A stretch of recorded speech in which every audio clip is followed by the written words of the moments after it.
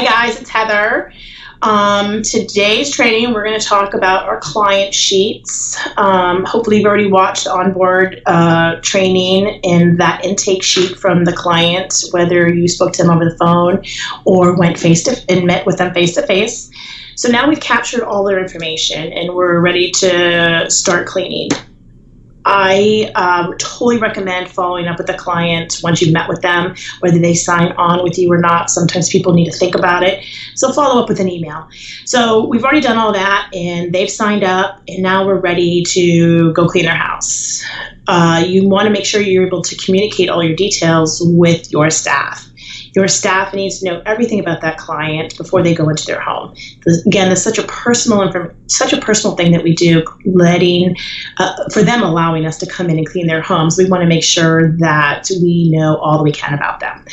So this form is for internal purposes, but I have to stress to you, you always make sure that you keep everything positive.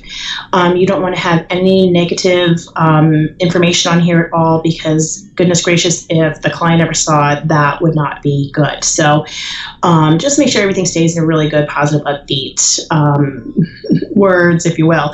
All right, so we like to put a start date on here. Let's say we did their initial cleaning tomorrow. So we're going to put the date that they're going to start their cleaning, how long we're going to give the team in there to clean, and how often we're going to be in the home. For me, all of this is so critical to communicate between you and your staff to have success in your business.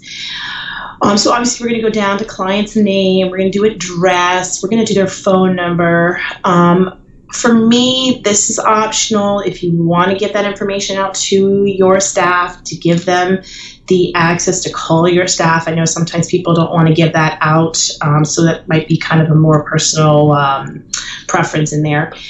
Up here, you have in by and out by. So what this means is if the clients have like a timing issue, sometimes people, can't have us in the house until after 12. Sometimes they can't have us in the house, during nap time between 12 and 2. So we use these two lines here to be able to keep track as to, when we're going to go in and out. Really, it's more for office purposes, but again, we have client sheets on every client, so we like to have that information there. If they are married, husband and wife, and we put their name here, just so in case you need to address them, you meet them, you have their first names. The list of kids, again, how many, and their ages. You're really just taking everything off of your intake sheet and transferring on here.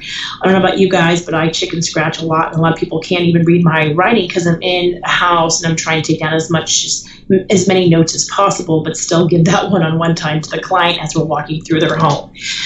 So now you're just really taking that rough draft and putting it into a final sheet for your client or for your employees to read. So again, your kids, the pets, we went over before the linens, if you needed to start them or if you need to leave them, and you can tell the staff, hey, leave them in the dirty baskets in the each room, or leave them in the laundry room in a basket. Pretty self-explanatory: square footage, beds, baths, again, flooring. You want to know what kind of floors in the house, tile, wood, carpet, laminate. Just helps the staff know and how to clean those areas. Down here you have pet peeves, and I'm just noticing here linens are on here twice, so that's an error and I will have to fix that. So now you're going down to pet peeves, and I highlight this yellow because any staff member going into a client's home, you want to know what that client's pet peeves are. So we highlight in yellow to say, read me first before you read anything else. And then we just have the rest of the page is just notes. Let's say we're not going to go into the office, don't clean the office desktop. Let's say, you don't want to clean grandma's room ever. You write that on there. Or, Billy has Legos on his desktop and we don't touch them. So we leave all of this section here just for notes. So every time the crew has to go in there or your individual cleaner has to go in there, she's able to read this and say, oh yeah, that's right, Billy's Legos. Or, oh, that's right, the office, the desktop. Up at the top, we have, this is really how to gain access into the home. Some people have gate codes if they're in a gated community. They have alarm codes. Sometimes you have a garage code. A lot of people are going to keyless entry, so you can put in here, you know, your garage code or the keyless entry code, or maybe they gave you a key and you want to write, you know, we have key, or they left a key in the pot. So this is really just telling your staff, you know, how to gain access. You're really looking at this is rather than your staff having to call and say, hey, how about this? How about this? They have all the information on this form on them when they go into the home. I would highly recommend you put it in a laminated sleeve, and then you have all the clients for that day in a book or the week, depending on how you run your cleaning service. Sometimes your staff doesn't come into the office. Sometimes they only come into the office once a week, and sometimes they come in every day. So it just really depends as to, you know, what works best for you. But again, communication is so huge. This is a really good tool to start off when you need to be able to communicate to your staff on the job and the task at hand. All right, guys. Well, I really hope this helped you, and have a great day.